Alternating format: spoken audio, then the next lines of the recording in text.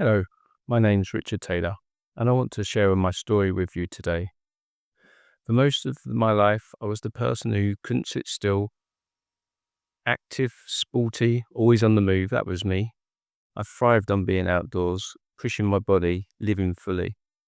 Then around 2005, everything changed in the most peculiar way. It started with something so seemingly insignificant. A slight tilt of my head forward would trigger a stream of fluid from my left nostril, clear, constant, unstoppable. What began as a curiosity quickly became my daily reality, and it came with a creeping sense of shame. I found myself pulling back from the activities that I loved, worried about what people would see. What would they think?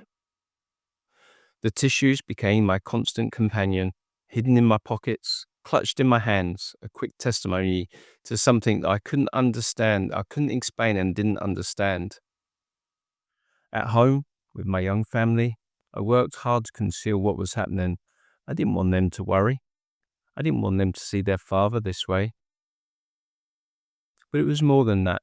I was struggling to accept this change in my own body. When the leak first appeared, I did what anybody would do. I waited for it to stop. After all, runny noses go away, don't they? A week or two, perhaps. But mine didn't stop.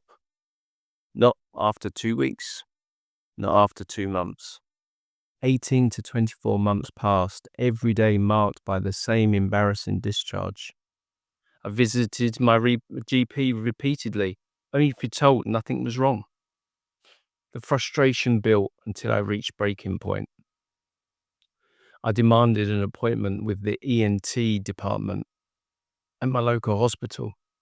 When I arrived, they were still dismissive until I took matters into my own hands. I asked for a specimen pot, leaned my head forward, and let them watch as crystal clear fluid poured from my nose, filling the container in moments. The shock on their faces told me everything. This wasn't normal. This wasn't nothing. Within days, I had an urgent referral to Guy's Hospital. There, an ENT specialist threaded an endoscope through my nose, the tiny camera revealing what had been hidden for all along, a serious leak of cerebrospinal fluid at the base of my skull. Before my first operation, I was invited to appear on BBC's City Hospital programme. Sitting across from the presenter, I listened to the doctor describe my condition as very complicated and unusual. When the presenter asked what would happen if I didn't have the surgery, the doctor's answer was chilling. He would very likely contract meningitis. The stakes had never been clearer. In 2007, I had my first operation at Guy's Hospital. The surgery was successful. The leak stopped. But there was a cost. I lost my sense of smell entirely, a loss that remains with me today. In 2010, in the middle of an ordinary night, I collapsed. I was vomiting, unconscious. My wife's quick thinking saved my life as paramedics rushed me to hospital. At our local hospital, doctors delivered devastating news to my wife. There was nothing more they could do. I was placed in an induced coma, transferred by emergency transport to King's College Hospital intensive care unit in London. There, the diagnosis came: meningococcal meningitis. Surgeons drilled into my skull to insert a drain to remove excess CSF fluid. My family gathered to say goodbye before the doctors attempted to wake me. 3 days later, I opened my eyes. The medical team told me plainly, if I had arrived 30 minutes later, I wouldn't have survived. The solution was a head shunt, a tube surgically placed down from my skull, through my body, to drain CSF fluid as it naturally should. Within 2 weeks, the shunt failed. I had to undergo the entire procedure again. Mercifully, the second attempt succeeded. In 2013, I went to work feeling fine. Within hours, I was sent home feeling unwell. 30 minutes later, I was unconscious at home. Once again, my wife's vigilance saved my life. This time it was pneumococcal meningitis, a second brush with the same deadly infection. My temperature soared so high I went into severe seizures. Another induced coma, another stay in intensive care, another round of family goodbyes. But somehow, through sheer will and determination and excellent medical care, I survived again. The cause was a new CSF leak.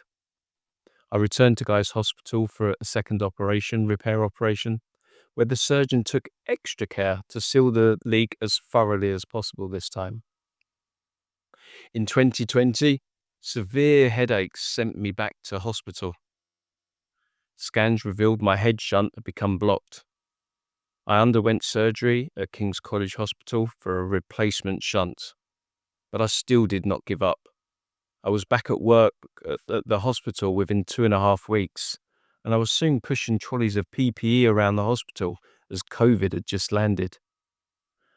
After surviving 2 bouts of meningitis, multiple surgeries, and coming face to face with death more than once, I made a decision. I would give and fight back.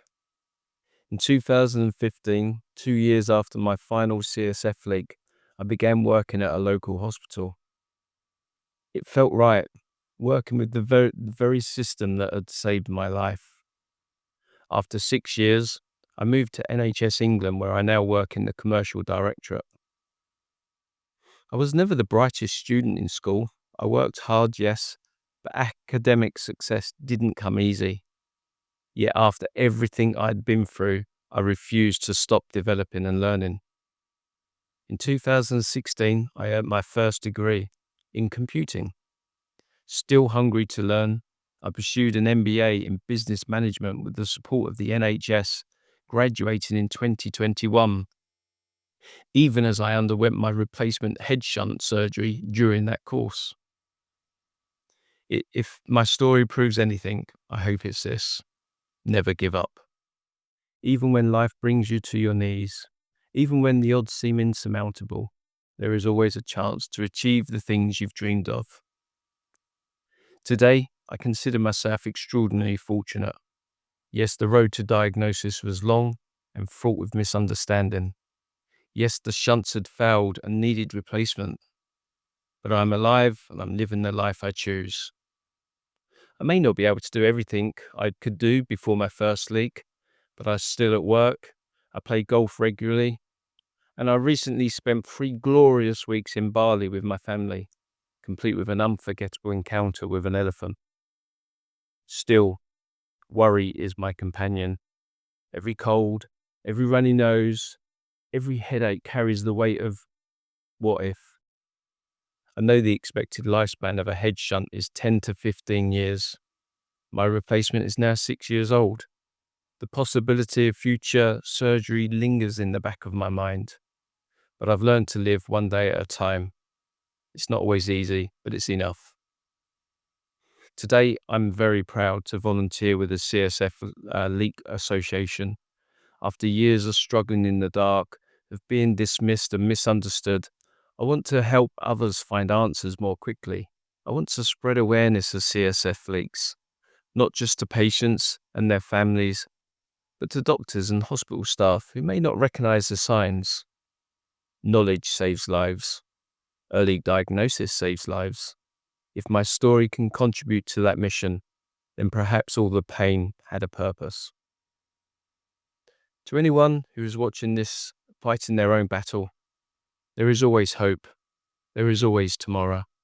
Never give up. Thank you for listening to my story.